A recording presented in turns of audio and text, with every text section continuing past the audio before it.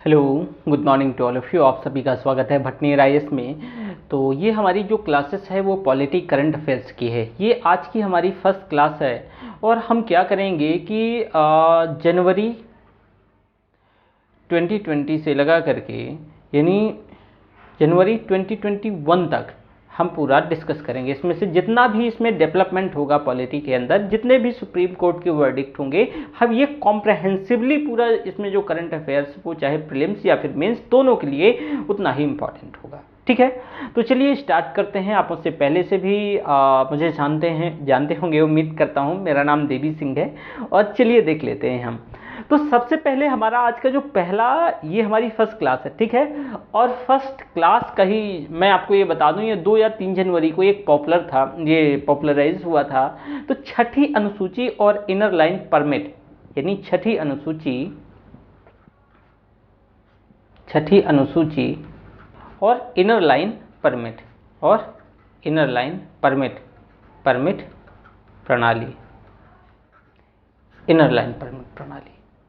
अब देखो ये चर्चा में क्यों रहा, ये एक्चुअल में है क्या। तो देखो ये करीब पूरा ये 2 या 3 जनवरी जो 2020 के आसपास से चर्चा में रहा। और ये जो ILP है, इसमें से भ्रम की स्थिति के कारण जो नागरिकता संशोधन अधिनियम था CAA, इसको लेकर के जो नॉर्थ ईस्ट के राज्य थे, यानी जो 7 सिस्टर खासकर, इन बड़े राज्यों में विरोध प्रदर्शन हुआ। और इसमें से नागरिकता संशोधन अधिनियम की जो छठी अनुसूची में, आपको पता होगा कि जो छठवीं अनुसूची है, तो इसमें से 4 स्टेट शामिल है: असम, मेघालय, AMTM लिखते हैं ना, त्रिपुरा और मिजोरम, AMTM, ये छठवीं अनुसूची में शामिल क्या है, राज्य हैं। तो इन त्रिपुरा मतलब असम, मेघालय, त्रिपुरा और मिजोरम के जनजातीय क्षेत्रों और इनर लाइन परमिट के अंतर्गत जो आने वाले जो क्षेत्रों के लिए ये एक्चुअल में जो CAA था, ये यहाँ लागू नहीं होगा। इसको लेकर के यहाँ भ्रम की स्थिति लगातार बनी हुई थी।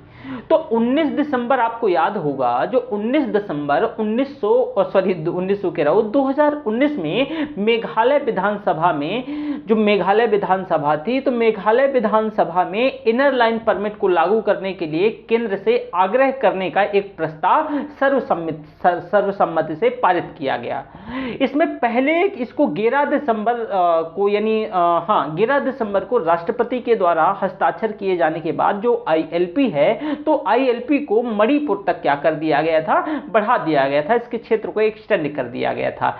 ILP की जो अवधारणा है, ये मैं हालांकि जो आपका पूरा कोर्स होगा ना पॉलिटी का, तो मैं आपकी 4वीं या 5वीं क्लास में बताता हूं, लेकिन यहां भी सुन लो कि इसकी अवधारणा, इसका कॉन्सेप्ट क्या है एक्चुअल में। देखो, औपनिवेशिक काल से इसकी अवधारणा आती है। पहले जो बंगाल जो ईस्टर्न फ्रंटियर जो अधिनियम 1973 के अंतर्गत ब्रिटिश शासन ने बाहरी लोगों के जो प्रवेश में, उसमें क्या कर दिया था, बैन कर दिया था, निषेध कर दिया था। बाहरी लोगों को रहने को यहां विनियमित किया जाता था। तो अब जो 4 पूर्वोत्तर राज्य जैसे कि अरुणाचल प्रदेश, नागालैंड, मिजोरम और मणिपुर में इनर लाइन परमिट लागू है। अब कोई भी जो भारतीय राज्य इन राज्यों में से किसी भी अगर बिना परमिट के प्रवेश नहीं कर सकता है। अगर आपको इन 4 राज्यों में असम हो गया, अरुणाचल प्रदेश हो गया, नागालैंड, मिजोरम और मणिपुर में अगर आपको जाना है, तो आपको क्या करना, सॉरी असम कह रहा हूं, ये जो 4 राज्य है इसमें से अरुणाचल, नागालैंड, मिजोरम और मणिपुर, तो इसमें से जो ILP है, बिना आप इसके जो है यानी बिना अलाउमेंट के, या फिर आप ऐसा कह सकते हो बिना परमिट के प्रवेश नहीं कर सकते हो, जब तक कि उस जो संबंधित राज्य है, फॉर एग्जांपल आप नागालैंड जाना चाहते हो तो आपको परमिट लेनी पड़ेगी। ठीक है, अब देखो ये मतलब एक इसमें कुछ अवधियां हैं कि किस किस अवधि, उसके बारे में हम बात कर लेंगे। लेकिन सबसे पहले हम 6th शेड्यूल यानी छठवीं अनुसूची, क्यों इससे क्वेश्चन आता है। 2017 में क्वेश्चन पूछा गया, 2015 में, और फिर जाके 18 और 19 में लगातार क्वेश्चन इससे पूछा गया। देखो भाई, छठी अनुसूची जो 6th शेड्यूल है, संविधान की 6वीं अनुसूची में असम हो गया, आपका ये मेघालय हो गया, त्रिपुरा हो गया, और क्या हो गया, ये मेघालय, मिजोरम हो गया। तो इसमें जनजातीय क्षेत्रों के प्रशासन के लिए राज्यों में जनजातीय लोगों के अधिकारों की रक्षा का प्रावधान क्या करती है। अब संविधान का जो आपका संविधान कॉन्स्टिट्यूशन है, उसका आर्टिकल 244 का क्लॉज 2, इसके साथ साथ आर्टिकल 275 का क्लॉज ए, इसके तहत इसमें से कुछ स्पेशल प्रोविजन किए गए हैं अनुच्छेद 244 क्लॉज 2 और अनुच्छेद 275 क्लॉज 1 के अंतर्गत। अब यह संविधान सभा के द्वारा जो बारदुलाई समिति की रिपोर्टों पर क्या थी भाई, बेस्ड थी। ये ध्यान रखिएगा, बारदुलाई जो समिति है अभी उसमें आपको जो पूरा मास्टर साहब बताए होंगे जब आपने पढ़ा होगा, जब पूरा फुल पॉलिटी का कोर्स, तो इसमें से बारदुलाई जो समिति है इसके बारे में उन्हें डिटेल डिस्कशन करा होगा। अब देखो, अब समिति की रिपोर्ट में एक्चुअल में थोड़ा बहुत फिर भी मैं बता ही देता हूं। समिति की जो रिपोर्ट में एक्चुअल में कहा क्या गया है, प्रशासन की एक ऐसी प्रणाली की आवश्यकता थी जो जनजातीय क्षेत्रों को विकसित करने की अनुमति दे।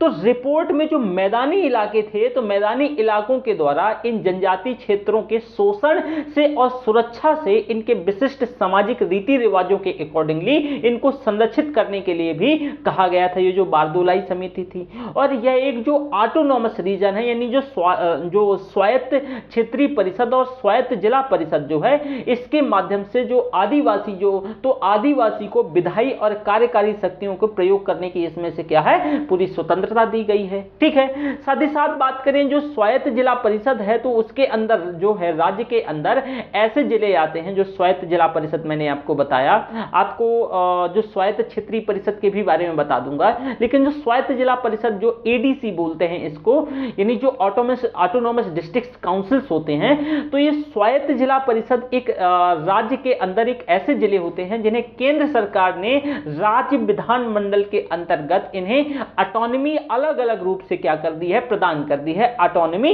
दे दी है, स्वायत्तता प्रदान कर दी गई है। अब भाई छठी अनुसूची में निहित प्रशासन की कुछ एक विशेषताएं भी रही हैं, क्या क्या विशेषताएं रही हैं जरा इसको लेकर के देख लो। इसमें से क्वेश्चन क्या बनेगा कि इसमें कौन कौन से राज्य हैं, तो मैं अगेन बता दूं, इससे ज्यादातर क्वेश्चन मैंने देखा है जो छठवीं अनुसूची से, हालांकि बहुत मतलब डीप नहीं जाता है, लेकिन इसमें आपको राज्य ध्यान रखना है। ठीक है, तो राज्य में इसमें से छठवीं अनुसूची के अंतर्गत जैसे कि मैंने ये चारों राज्यों के बारे में बताया, इससे आप विशेष तौर से ध्यान रखिएगा क्योंकि क्वेश्चन यहीं से बन जाएगा और आप नहीं टैकल कर पाएंगे। तो अगेन सुन लीजिए, असम, मेघालय, त्रिपुरा और मिजोरम, ये 4 क्षेत्र हैं। ठीक है, ऐसे याद रखना, एएमटीएम। ठीक है, यहां एक चीज ध्यान रखना, आपको यहां बरगलाने के लिए मणिपुर दे देगा, और मणिपुर ये 6वीं 6th शेड्यूल में नहीं आता है, तो ध्यान रखना 6th शेड्यूल में जो मणिपुर है वो नहीं आता है। ओके, तो ये आपने देखा 6th शेड्यूल के अंतर्गत, यहीं से क्वेश्चन एक्चुअल में बनेगा। देखो, 6वीं सूची में जो प्रशासन की कुछ विशेषताओं के बारे में अगर हम बात करें, तो इसमें से जैसे 4 राज्य, असम, मेघालय, त्रिपुरा और मिजोरम, यानी एएमटीएम, मणिपुर नहीं शामिल है, ध्यान रखना। तो इसमें जनजातीय क्षेत्रों को, जो जनजातीय क्षेत्र हैं, स्वायत्त जिलों के रूप में गठित किया गया है। क्या भाई, स्वायत्त, ऑटोनमस डिस्ट्रिक्ट के तौर पे, स्वायत्त जिलों के तौर पे क्या किया गया है भाई, गठित किया गया है। लेकिन वे संबंधित राज्य के कार्यकारी प्राधिकरण से ये बाहर नहीं आएंगे। जो संबंधित राज्य है, तो जो उसका कार्यकारी प्राधिकरण है उससे बाहर नहीं माना जाएगा। स्टेटमेंट ऐसे बना देगा कि भाई ऑटोनॉमी दी गई है, तो जो कार्यकारी अधिकरण है उसे राज्य से बाहर माना जाएगा, जो ये ऑटोनॉमस डिस्ट्रिक्ट्स हैं, तो ऐसा बिल्कुल भी नहीं है, ऐसा बिल्कुल भी नहीं है। अब राज्य को स्वायत्त जिलों जो हैं तो उनको गठित करने और पुनर्गठित करने का अधिकार है। यहां राज्यपाल इनके इलाकों को क्या कर सकते हैं, बढ़ा सकते हैं, घटा सकते हैं, पूरा राइट्स होता है, और इनका नाम परिवर्तित कर सकते हैं, इनकी जो सीमाएं हैं वो निर्धारित कर सकते हैं। ये सारा पावर किसको भाई, राज्यपाल को दिया गया है। ध्यान से सुनना, राज्यपाल को पावर है कि जो ये स्वायत्त जिले हैं, मतलब स्वायत्त जिलों को, ये जो स्वायत्त ऑटोनमस डिस्ट्रिक्ट्स हैं, इनको नाम बदल सकते हैं, सीमा घटा बढ़ा सकते हैं, इनको मतलब पूरा राइट्स राज्यपाल को दिया गया है। ठीक है, प्रत्येक ऑटोनमस डिस्ट्रिक्ट यानी जो स्वायत्त जिले में एक जिला परिषद होगी। क्या होगी, एक जिला परिषद होगी। ये जो एक जिला परिषद होगी, जो ये जिले होंगे, जो ऑटोनमस डिस्ट्रिक्ट्स होंगे, ये एक जिला परिषद होगी। और इस जिला परिषद में ये पूछा जाएगा, डीप में अगर बहुत जाता है तो ये पूछा जाएगा 30 मेंबर, 30, ये सारा नोट्स में आपको प्रोवाइड करवा दूंगा, बस इसे सुन लो, वही याद रहेगा। और जब आप एग्जाम में जाओगे ना, तो अगर यहां से क्वेश्चन आएगा तो आपके दिमाग में एक बार क्लिक करेगा। तो इनमें से 4 राज्यपाल द्वारा ये नामित किए जाते हैं।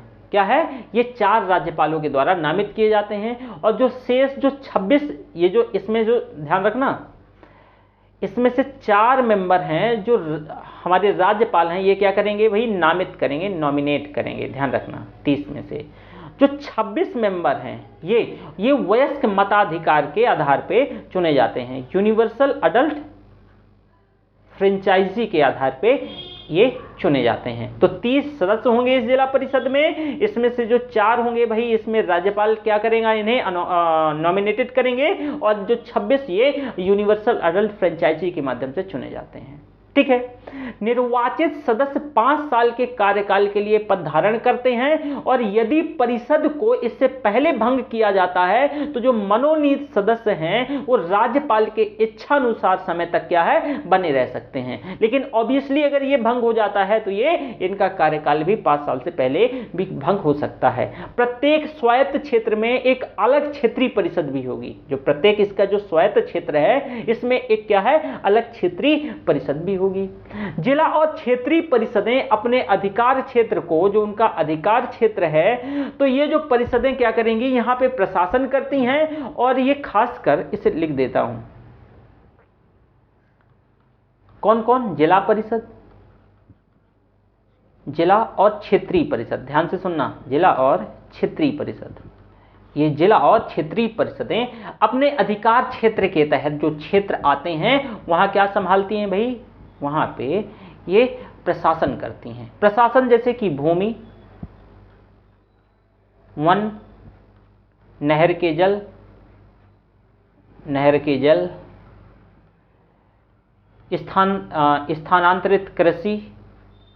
स्थानांतरित कृषि, ग्राम प्रशासन, ये सारी चीजें आएंगी यहां, ध्यान रखना। संपत्ति का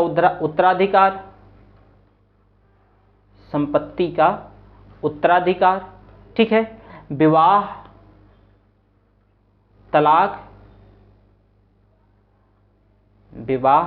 तलाक, ये सामाजिक रीति जो रिवाज हैं इनके अकॉर्डिंगली ये सारा प्रशासन कौन? यही जो क्षेत्रीय परिषदें हैं यही संभालेंगी। इस पे एक कानून बना सकती हैं, लेकिन ऐसे सभी कानूनों के लिए राज्यपाल की सहमति जरूरी है। तो इन सभी ये जो क्षेत्र हैं इसमें कानून बना सकती हैं, ध्यान रखना, कानून बना सकती हैं, लेकिन यहां राज्यपाल की सहमति होनी चाहिए। भैया इसमें से मैंने बताया कि जो इसमें 30 मेंबर होंगे, जो स्वायत्त जो जिला परिषद है, 4 नॉमिनेटेड होंगे राज्यपाल के द्वारा, 26 यूनिवर्सल अडल्ट फ्रेंचाइजी के माध्यम से चुने जाएंगे। ये सभी ये जो क्षेत्र भूमि, वन, नहर, जल, कृषि यानी स्थानांतरित कृषि, विवाह, तलाक, संपत्ति का उत्तराधिकार, प्रशासन, सब पे कानून बना सकती हैं। लेकिन ये कानून जो है ये राज्यपाल की सहमति पर क्या होना चाहिए? सहमति पर होना चाहिए। दूसरा, अपने क्षेत्रीय न्यायालयों के अंतर्गत, इनके क्षेत्रीय न्यायालय होते हैं, तो क्षेत्रीय न्यायालयों के अंतर्गत जिला और क्षेत्रीय परिषदें जनजातियों के मध्य मुकदमे और मामलों की भी सुनवाई के लिए एक ग्राम परिषद या फिर अदालत का गठन कर सकती हैं, और वे उनकी अपील सुनते हैं। इन मुकदमों और मामलों को उच्च न्यायालय का अधिकार क्षेत्र राज्यपाल द्वारा निर्दिष्ट किया जाता है। राज्यपाल ये निर्दिष्ट करता है, और ये जो हाई कोर्ट के क्षेत्राधिकार के अंतर्गत निर्दिष्टित होता है। दूसरा, जो जिला परिषदें हैं वो जिले के प्राथमिक स्कूल, जो प्राइमरी स्कूल्स होते हैं, जो औषधालय होते हैं, मार्केट्स होती हैं, और जो फिशरीज होती हैं, और ये सड़क, इन सभी की स्थापना कर सकती हैं, बना सकती हैं, निर्माण कर सकती हैं, प्रबंधन भी कर सकती हैं, और गैर आदिवासियों के द्वारा जो ऋण और व्यापार के लिए नियंत्रण के लिए भी ये नियम बना सकती हैं। लेकिन ऐसे नियमों के लिए अगेन राज्यपाल जो गवर्नर है इनकी सहमति की आवश्यकता होती है।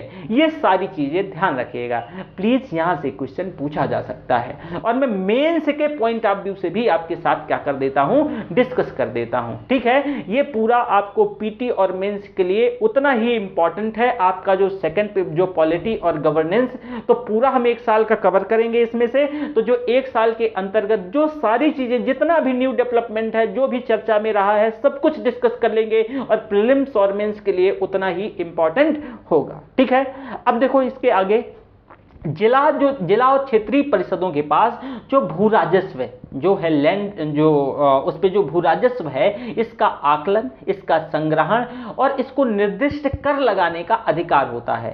संसद और राज्य विधायिका के अधिनियम स्वायत्त जिला और स्वायत्त जिला क्षेत्रों पर लागू नहीं होते। अगेन सुनना, संसद, पार्लियामेंट और जो स्टेट लेजिस्लेचर है, जो राज्य विधायिका के अधिनियम, जो ऑटोनमस डिस्ट्रिक्ट्स होते हैं, ये स्वायत्त जिलों पे, जो ये स्वायत्त क्षेत्र होते हैं, इस पे लागू नहीं होते हैं। निर्दिष्ट जो संशोधन है, तो संशोधनों और अपवादों जो हैं उनके साथ लागू किया जा सकता है, कुछ एक्सेप्शंस बना के, कुछ संशोधन करके, समान स्थिति पे नहीं हो सकता है। राज्यपाल स्वायत्त जिला क्षेत्रों के प्रशासन से संबंधित किसी भी मामले की जांच और रिपोर्ट करने के लिए एक आयोग नियुक्त करते हैं और वह आयोग की सिफारिश पर जिला और क्षेत्रीय परिषद को क्या कर सकते हैं, भंग कर सकते हैं। ठीक है, तो यह भी ध्यान रखिएगा। तो जितना भी इसमें से आप देखे हैं कि भाई जो 6वीं अनुसूची में जो निहित प्रशासन की क्या क्या विशेषताएं हैं, ये आपने डिटेल से देख लिया है। 6वीं अनुसूची के अंतर्गत राज्यों के जो स्वायत्त जिले हैं, तो देखो ये आप स्वायत्त जिले, ये भी पूछा जा सकता है। मेघालय में कौन कौन सा एरिया है, एक मिनट, हालांकि इतना डीप नहीं जाएगा, लेकिन मेंस के लिए तो, मेंस में तो कुछ भी, और आप जानते हैं कि ये तो मेघालय में एरिया देख लो। मेघालय में क्या क्या एरिया, खासी हिल्स, ये ऑटोनॉमस डिस्ट्रिक्ट से काउंसिल है। खासी हिल्स, जो खासी हिल्स है, ये ऑटोनॉमस क्या है, डिस्ट्रिक्ट काउंसिल है। दूसरा जैंतिया हिल्स, ध्यान से सुनिएगा, जैंतिया, यहाँ की ट्राइब्स भी हैं, आप जानते होंगे। ठीक है, जैंतिया हिल्स, ये भी क्या है, ऑटोनॉमस डिस्ट्रिक्ट है। ठीक है, डिस्ट्रिक्ट काउंसिल है। गारो हिल्स, क्या भाई, गारो हिल्स ऑटोनॉमस डिस्ट्रिक्ट काउंसिल है। तो ये तो ध्यान से सुनना, ये तीनों मेघालय की ऑटोनॉमस डिस्ट्रिक्ट्स क्या है, काउंसिल है। कहां कहां जो डिस्ट्रिक्ट काउंसिल के बारे में देख लेते हैं। तो 3 कहां हो गई भाई, मेघालय में हो गई। ठीक है, अब देखो मिजोरम में आप थोड़ा सा देख लो। मिजोरम में, चलो इसे मिटा देते हैं, नहीं आप लोग कहोगे ना कि ऐसा लिखते हैं कि सिर्फ खुद ही समझ पाते हैं, है ना, और बच्चा लोग नहीं समझ पाता। चलो, मेरे अंकल हैं तो बोलते हैं कि जब तक यूपीएससी का उन्हें बहुत अच्छा अनुभव है, वो हमेशा कहते हैं कि जब तक दूसरे का इंटरव्यू ना सुनो, जब तक खुद का इंटरव्यू ना छप जाए, वो ऐसा बोला करते हैं। तो चलो, मिजोरम में देखो आपने, मेघालय में 3 जो काउंसिल्स हैं, डिस्ट्रिक्ट काउंसिल्स हैं, आपने देखा। ठीक है, ये ध्यान रखना, ऑटोनॉमस डिस्ट्रिक्ट काउंसिल हैं, ऑटोनॉमस डिस्ट्रिक्ट काउंसिल। ठीक है, autonomous district council. Okay, Mizoram में चकमा, यहाँ भी एक चकमा लोसाई आपने सुना होगा, चकमा ऑटोनॉमस डिस्ट्रिक्ट काउंसिल। दूसरा लाई ऑटोनॉमस डिस्ट्रिक्ट काउंसिल। ठीक है, ये क्या है, ये इसमें से और है एक, इसमें है मारा, प्लीज पूछा जा सकता है, ऑटोनॉमस डिस्ट्रिक्ट काउंसिल मारा। कौन कौन सी हैं भाई, चकमा, लाई, मारा। ओके, ठीक है, ये मिजोरम की हो गई। त्रिपुरा की देख लो, त्रिपुरा में कौन कौन से, Tripura tribal area autonomous district, Tripura tribal area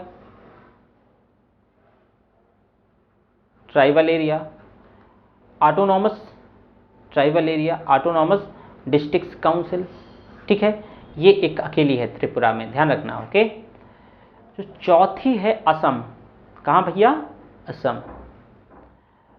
Assam में डीमा हसाओ है ना,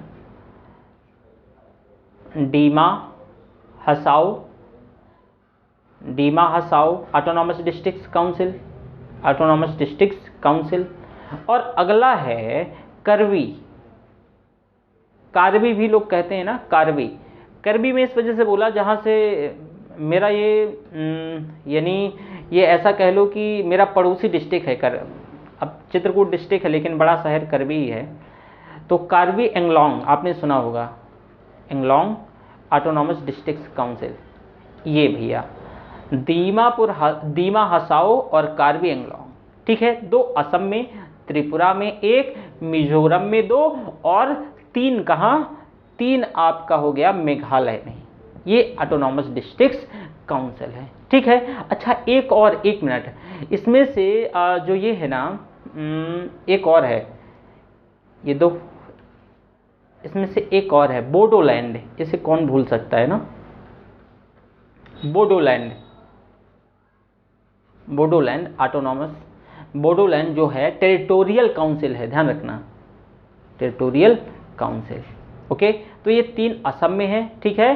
3 कहाँ है, 3 मिजोरम में है और 1 त्रिपुरा में है, त्रिपुरा में 1 ही है और 3 वैसी क्या है, मेघालय में है। ओके, इसके बाद आप देखो, अब देखो जैसे राज्य के बारे में ये मैंने आपको अब लिख दिया है, उम्मीद करता हूं कि यहाँ किसी प्रकार से कोई डाउट नहीं होगा, लेकिन फिर भी आप ऐसे करो, ये सारी चीजें हो गई हैं ना। छठी अनुसूची से संबंधित कुछ इशूज देख लो, जो छठी अनुसूची से संबंधित क्या क्या इशूज हैं। देखो, इसने जो क्षेत्र में स्वायत्तता की जो वास्तविक प्रक्रिया लाने के बजाय इसमें कई शक्ति जो हैं केंद्र निर्मित कर दिए गई हैं। क्या है, केंद्र निर्मित कर दिए गई हैं। साथ ही साथ देखोगे विकास का अभाव, जैसे कि वित्तीय स्वायत्तता के संदर्भ में जो अनुमोदित बजट और राज्य सरकार से जो प्राप्त धन के मध्य एक बड़ा डिफरेंसेस है और इनका इन जनजातीय जो समुदाय हैं इनके विकास पर क्या है, ये प्रत्यक्ष प्रभाव पड़ता है। साथ ही साथ जिला परिषदों और राज्य विधानसभाओं के बीच अक्सर हितों को लेकर के टकराव बना रहता है। जैसे कि उदाहरण देख लो, मेघालय में राज्य के गठन के बावजूद भी राज्य सरकार के साथ लगातार विवाद के कारण पूरे राज्य में आप देखोगे छठी जो मतलब विवाद बना रहता है, अक्सर हितों का टकराव देखने को मिलता है। और इसमें से जो गठन के, जैसे कि ये जो मेघालय जो राज्य के गठन हो गया, इसके बावजूद भी सरकार के साथ लगातार विवाद के कारण जो है वो पूरे यानी राज्य में छठी अनुसूची जारी है। और अन्य वर्गों के लिए भी जैसे विशेष प्रावधानों की भी मांग को लेकर के, तो ये सारी क्या है भैया, समस्याएं हैं। वहीं देखो, इसमें से पूर्वोत्तर क्षेत्र की जो छठी अनुसूची के तहत आने वाले जो 10 स्वायत्त परिषद हैं, इसमें वित्तीय और कार्यकारी शक्तियों में वृद्धि की मांग करता रहता है। साथ ही साथ फरवरी 2019 में वित्त आयोग जो अनुच्छेद 280 के अंतर्गत, मैं इंडियन इकोनॉमी में से पढ़ाऊंगा, तो 280 के अंतर्गत संविधान की छठी अनुसूची से संबंधित प्रावधानों में संशोधन करने के लिए 125वां संवैधानिक संशोधन विधेयक पेश किया गया था। यह भी आपको याद होगा। आईएलपी जो इनर लाइन परमिट है, तो आपने इसे देख ही लिया है, लेकिन थोड़ा सा और देख लो कि ये एक्चुअल में है क्या, ये प्रणाली क्या है, ये सिस्टम क्या है ना। मैंने आपको बताया कि लेकिन फिर भी थोड़ा सुन लें। देखो भाई, आईएलपी जो इनर लाइन परमिट है, ये एक दस्तावेज है। एक मिनट, आईएलपी ना एक दस्तावेज है जो एक भारतीय नागरिक को आईएलपी प्रणाली के तहत संरक्षित राज्य में जाने या उसको अनुमति मतलब जाने की अनुमति देता है। इनर लाइन परमिट उन सभी के लिए अनिवार्य है जो संरक्षित राज्य से बाहर रहते हैं, वो कोई भी हो, ध्यान रखना। और यह सिर्फ यात्रा के प्रयोजनों के लिए संबंधित राज्य के द्वारा जारी किया जाता है। नागालैंड जाओगे तो नागालैंड के द्वारा जारी किया जाएगा। आईएलपी की स्थापना ब्रिटिश सरकार ने जो बंगाल ईस्टर्न फ्रंटियर रेगुलेशन 1873 के अंतर्गत, जो बंगाल का जो पूर्वी वाला हिस्सा है, जहां पे आप देखोगे जनजातियों की सुरक्षा, जनजाति जहां पे ज्यादा है, तो उनकी सुरक्षा को लेकर के यह अधिनियम 1873 विनियमित किया गया और यहां पे जो आईएलपी इनर लाइन परमिट है, इसके रूप में इसको जाना जाने लगा। साथ ही साथ देखोगे कि 1873 में जो विनियमन की धारा 2 के तहत आईएलपी केवल पहले 3 उत्तर पूर्वी राज्य जैसे कि मिजोरम, अरुणाचल प्रदेश और इसके साथ साथ नागालैंड नागालैंड पर लागू हुआ करता था। लेकिन रिसेंटली जो डेवलपमेंट है, 11 दिसंबर को राष्ट्रपति जी ने क्या किया था, आईएलपी को मणिपुर में भी एक्सटेंड कर दिया था।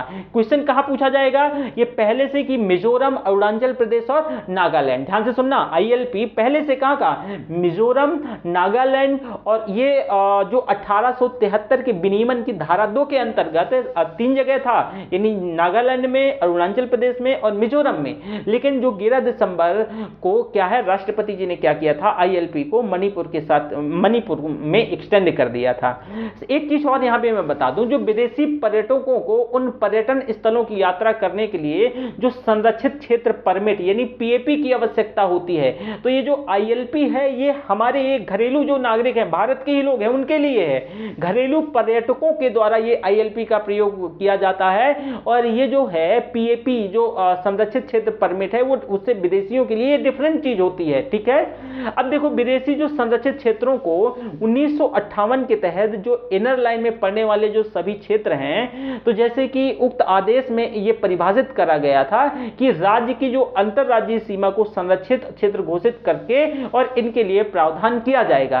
साथ ही साथ वर्तमान में जो संरक्षित क्षेत्रों के अंतर्गत जैसे पूरा आपका अरुणाचल प्रदेश, पूरा अरुणाचल प्रदेश आता है, हिमाचल प्रदेश के कुछ जो संरक्षित क्षेत्र हैं उनकी मैं बात कर रहा हूं। जैसे हिमाचल के कुछ भाग आते हैं, जम्मू कश्मीर की अगर बात करें तो उसका भी कुछ भाग, संपूर्ण मणिपुर आ गया, संपूर्ण नागालैंड आ गया, राजस्थान के कुछ भाग हैं, संपूर्ण सिक्किम यानी आंशिक तौर से संरक्षित क्षेत्र पे कुछ जो प्रतिबंधित एरिया है, उत्तराखंड के कुछ भाग हैं, ये संरक्षित क्षेत्र के अंतर्गत आते हैं। यदि एक विदेशी नागरिक को आमतौर पर संरक्षित या प्रतिबंधित क्षेत्र में जाना है तो उसको हर हाल में अनुमति लेनी पड़ेगी, अन्यथा नहीं हो जा सकता है। जब तक वो सरकार से अनुमति नहीं ले लेता है या सरकार संतुष्ट नहीं हो जाती है तो या अपनी वो यात्रा को जस्टिफाई नहीं कर पाता है तो इसे परमिट नहीं मिलेगी।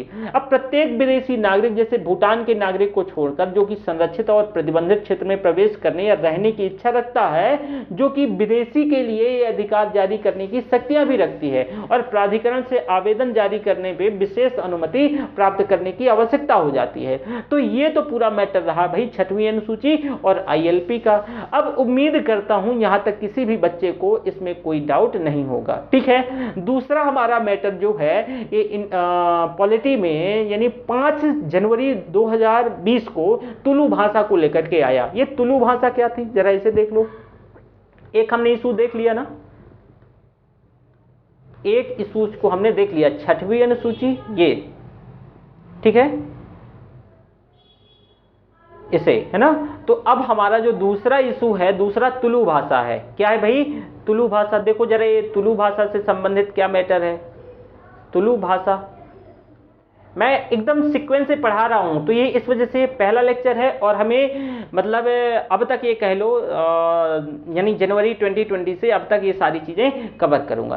देखो तुलु भाषा और जो राज्य की जो राजभाषा इससे संबंधित जो पूरा मैटर है ये चर्चा में क्यों रहा इसे देख लेते हैं और ये फिर पूरा इसका फिनोमेना देख लेते हैं। देखो कर्नाटक और केरल में तुलु भाषी लोगों ने सरकार से इसे आधिकारिक भाषा का दर्जा देने और संविधान की 8वीं सूची में शामिल करने का क्या किया, अनुरोध किया था। जो तुलु भाषा है तो कर्नाटक और केरल में जो तुलु भाषी हैं, जो लोग तुलु भाषा को बोलते हैं, कहां पे भाई, केरल में। यही पूछा जा सकता है ये किससे संबंधित है, केरल और कर्नाटक। जो तुलु भाषी लोग हैं, तुलु भाषी लोग हैं, इनने कहा कि जो संविधान की 8वीं अनुसूची है, इसमें भाषाओं की बात की गई है, 22 भाषाओं की, है ना। संविधान की 8वीं अनुसूची कहा कि भाई इसको ना आप क्या कर दो, आधिकारिक भाषा का दर्जा दे दो। किसे, तुलु भाषा को। इनने अनुरोध किया कि आप आधिकारिक भाषा का क्या कर दो, दर्जा दे दो।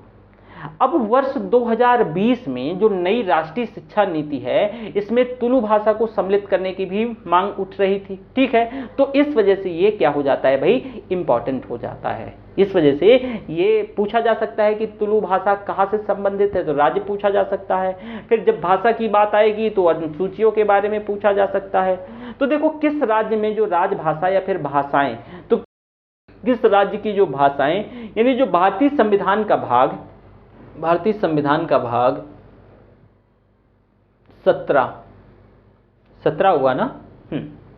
तो 17 में अनुच्छेद 243 से लेकर के 251, इसमें क्या है, राजभाषा संरक्षित, राजभाषा से संबंधित है ये राजभाषा। पीसीएस में अभी जो एग्जाम अक्टूबर में आने वाला है, बहुत फेवरेट क्वेश्चन यहाँ से बनाता है यूपीएससी, तो उसके लिए है ही, सारा कंप्लीट करूंगा पीसीएस और यूपीएससी के लिए। तो ध्यान रखना, ये जो भाषा, यानी अगर हम भारतीय संविधान का जो भाग 17वां है, सॉरी 17वां 17th, तो आर्टिकल 243 से 251 है, ये 257 नहीं है, ध्यान रखना। 251 में ये जो है आर्टिकल, ये राजभाषा से क्या है, संबंधित है, ऑफिशियल लैंग्वेज से संबंधित है। संविधान का अनुच्छेद जो 245 है ना, आर्टिकल 245, ये 245 कहता है कि राज्य का विधानमंडल, ध्यान से सुनना, संविधान का अनुच्छेद 245 साफ साफ कहता है कि राज्य का विधानमंडल कानून द्वारा राज्य में उपयोग की जाने वाली किसी भी भाषा को, जो राज्य में उपयोग की जाती है, किसी एक भाषा या उससे अधिक भाषाओं को, हिंदी को मतलब उस राज्य के सभी या फिर किसी भी आधिकारिक उद्देश्य के लिए उपयोग में लाने, जो उपयोग की जाने वाली भाषा के रूप में उसको क्या कर सकता है, अपना सकता है। ये राज्य को पावर है, राज्य जो अपने विधानमंडल में कानून के द्वारा उसको क्या कर सकता है कि उस भाषा को आधिकारिक उद्देश्य के लिए, उपयोग के लिए उसको मान्यता प्रदान कर सकता है, अर्थात अपना सकता है। ये अनुच्छेद 245 कहता है। ठीक है, अब संविधान की 8वीं अनुसूची भी देख लो, ये भी पता होना चाहिए, मैंने बताया। देखो भाई, संविधान की जो 8वीं अनुसूची है, तो 8वीं अनुसूची से संबंधित संवैधानिक प्रावधान संविधान के अनुच्छेद 344, जो 8वीं अनुसूची है, 8वीं अनुसूची है, तो इसमें जो 8वीं अनुसूची से संबंधित जो संवैधानिक प्रावधान संविधान के अनुच्छेद 344 क्लॉज 1 और 351 में है। 8वीं अनुसूची के तहत जो कुछ सूचीबद्ध जो भाषाएं हैं, इसमें 22 भाषाएं हैं, 22 भाषाएं हैं। अब आपको ये भी बताना पड़ेगा कि कौन कौन सी 22 भाषाएं पूछा जा सकता है। तो जरा देखो, 8वीं अनुसूची में जो 22 भाषाएं, यहीं पे मैं लिख देता हूं, है ना, पूछा नहीं जाएगा, लेकिन स्टेट सिविल सर्विस का कभी कुछ भरोसा नहीं किया जा सकता, यूपीएससी ऐसा नहीं करता है। ठीक है, 8वीं अनुसूची में जो 22 भाषाएं हैं, इसमें से जैसे कि है असमिया, क्या भाई, असमिया, दूसरी बांग्ला,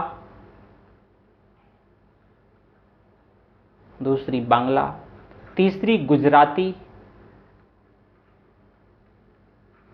गुजराती, चौथा हिंदी, पता है सबको, है ना, चौथा हिंदी, पांचवा आपकी कन्नड़, छठी हो गई आपकी कोंकणी, चलो कोंकणी लिख लो, कोंकणी। ठीक है, ये वाला नहीं बनता है, कोंकणी। ठीक है, 7वीं हो गई आपकी कश्मीरी, है ना, 8वीं अनुसूची में ही शामिल है। 8वीं हो गई मलयालम,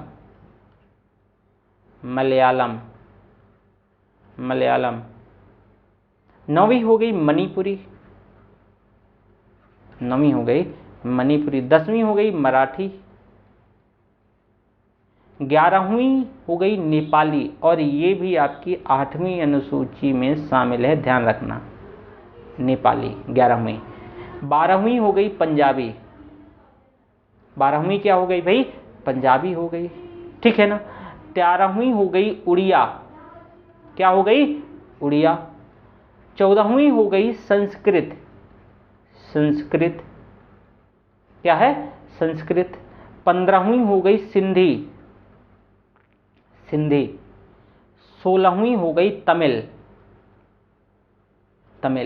17वीं हो गई तेलुगु, तेलुगु। 18वीं हो गई उर्दू। उत्तर प्रदेश की ये आपको पता है ऑफिशियल लैंग्वेज है, हिंदी और उर्दू है ना, तो ये क्या हो गई उर्दू। 18 हो गई ना। अब 19वीं हमने क्या बताया था, बोडो बताना है, बताया क्या था, बोडो। 20वीं आपकी हो गई मैथिली, बड़ी प्यारी लैंग्वेज। और 22वीं कहाँ भी, 21वीं बताना है। 21वीं क्या हो गई भाई, संथाली, संथाली है ना। और आपकी 22वीं हो गई डोगरी। ये भाषाएं हैं। भाषाओं को संवैधानिक संशोधनों के माध्यम से इसको जोड़ा जा सकता है, ध्यान रखिएगा। संवैधानिक कॉन्स्टिट्यूशनल अमेंडमेंट के माध्यम से इसको ऐड किया जा सकता है, जोड़ा जा सकता है। ठीक है, तो ये आपने देखा। अब देखो थोड़ा सा और तुलु भाषा के बारे में जान ही लो, क्योंकि हमारा मैटर तो तुलु भाषा ये जो मैटर था। देखो भाई, तुलु जो है एक ये द्रविड़ भाषा है। देखो भाषा से संबंधित यही पॉलिटी में, अगर इवेंट बात अलग होती है, इवेंट हमेशा यूपीएससी या state civil service question event से नहीं बनाता कि ये चर्चा में था तो ये क्या नहीं, उससे इवेंट से भी क्वेश्चन बना सकता है, लेकिन साथ में कॉन्सेप्ट शामिल करेगा। ठीक है, और साथ में जो कोर फिलॉसफी है कोई भी चीज की वो शामिल करेगा। अब देखो जो तुलु है, यूपीएससी बहुत डीप तक जाता है कभी कभी। तुलु ये एक द्रविड़ भाषा है, द्रविडियन लैंग्वेज है। क्या है भाई, ये द्रविड़ भाषा है, जिसे बोलने समझने वाले लोग मुख्यतः इसको कर्नाटक, तुलु भाषा को कर्नाटक और केरल में भी, लेकिन ज्यादातर कर्नाटक और इसके जो इसका कोस्टल वाले जो डिस्ट्रिक्ट हैं, यानी जो केरल का एक कोस्टल डिस्ट्रिक्ट है कासरागोड जिला, तो यहाँ बहुत ज़्यादा ये तुलु भाषा का प्रयोग किया जाता है। दक्षिण भारत के केरल और कर्नाटक राज्यों के जो तुलु बाहुल्य क्षेत्र को तुलुनाडु के नाम से भी जाना जाता है। तो ये ध्यान रखिएगा, कहाँ, कर्नाटक और केरल, कर्नाटक और केरल, जहाँ पे ये तुलु बाहुल्य क्षेत्र है तो उसको तुलुनाडु कहा जाता है। तो ये भी ध्यान रखिएगा, यूपीएससी पूछ सकता है। तुलुनाडु के नाम से भी जाना जाता है। तुलुनाडु को अलग अलग राज्यों का, जो तुलुनाडु है तो तुलुनाडु को अलग राज्य का दर्जा देने की कंटिन्यूअसली मांग की जा रही है कि इसको एक अलग राज्य बना दिया जाए। ठीक है, तो आपने ये तुलु भाषा के बारे में थोड़ा सा जान लिया। देखो जनगणना 2021 के अनुसार, 2021 नहीं 2011 जो सेंसस था, जनगणना 2011 के अनुसार तुलु भाषी जो हैं, जो तुलु भाषा बोलते थे स्थानीय लोगों की संख्या करीब, इसमें से आप देखोगे कि 1,84,000 के आसपास थी। कितनी भाई, 1,84,000 है ना। 1,84,000 थी या 18 लाख थी शायद, 18 लाख के आसपास, 1,84,000 नहीं, इतना नहीं था, ये 18 लाख के आसपास था, यानी 18.5 लाख था, 18.5 लाख, आप ये समझ लो।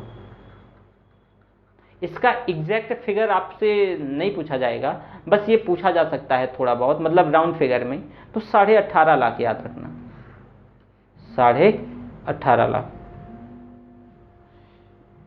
इसमें से एक काम करते हैं हम कि जैसे कि मैंने आपको बताया कि जो जनगणना 2011 है, तो जनगणना 2011 के अनुसार आपने देखा क्या, जनगणना 2011 के अनुसार जो जनसंख्या थी कितनी थी, 18.5 लाख के आसपास। ठीक है, तो ये आपने देख लिया। अब देखो तुलु में जो सबसे पुराने जो उपलब्ध शिलालेख हैं वो 14वीं और 15वीं शताब्दी ईस्वी के बीच के हैं, और इसमें से कुछ वर्ष पहले कर्नाटक सरकार के द्वारा तुलु को जो है, तो तुलु को स्कूल में एक भाषा के तौर पे पेश किया गया था। तो ये भी ध्यान रखना है।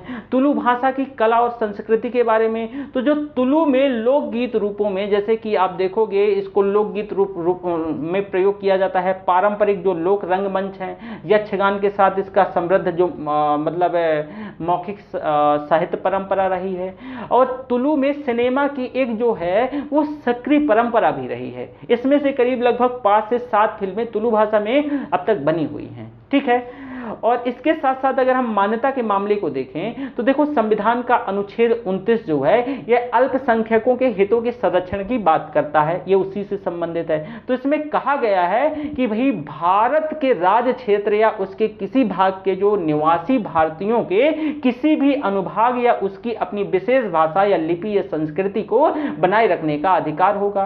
साथ में जो तुलु उद्घोषणा है, तो तुलु उद्घोषणा जो है इसको यूनेस्को संयुक्त राष्ट्र जो शैक्षिक वैज्ञानिक सांस्कृतिक संगठन है यूनेस्को, तो इसको 2018 में सेंट्रल चीन के हुआन प्रांत में जो चांगसा में भाषा जो संसाधन संरक्षण पर पहले अंतरराष्ट्रीय सम्मेलन में इसको अडॉप्ट करा गया, अपनाया गया था। और यह अंतरराष्ट्रीय समुदाय राज्यों जो कि है सरकार और गैर सरकारी जो संगठन है, तो उसमें विश्व में भाषाई विविधता के संरक्षण और संवर्धन पर इसमें आम सहमति पर पहुंचने का आह्वान करता है।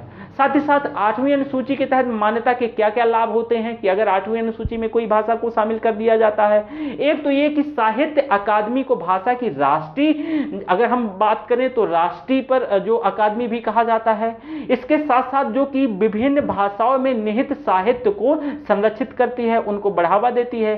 तुलु साहित्यिक कृतियों को अन्य भाषाओं में अनुवाद करती है। संसद सदस्य जो मेंबर ऑफ पार्लियामेंट हैं, तो इसको विधानसभाओं के सदस्य और मेंबर ऑफ जो लेजिस्लेचर हैं जैसे एमएलए हैं, तो संसद और राज्य विधानसभाओं में तुलु बोल सकते हैं। सिविल सेवा परीक्षा जैसे कि अखिल भारतीय जो प्रतियोगी परीक्षाओं में तुलु भाषा में परीक्षा देने का विकल्प मिल जाएगा। केंद्र सरकार की ओर से इसको एक विशेष फंड भी दिया जाएगा इसको बढ़ावा देने के लिए। प्राथमिकता यानी प्राथमिक और हाई स्कूल में तुलु का अध्यापन भी करवाया जा सकता है। ये सभी जो 8वीं अनुसूची में शामिल करने के क्या है भाई फायदे हैं। ठीक है।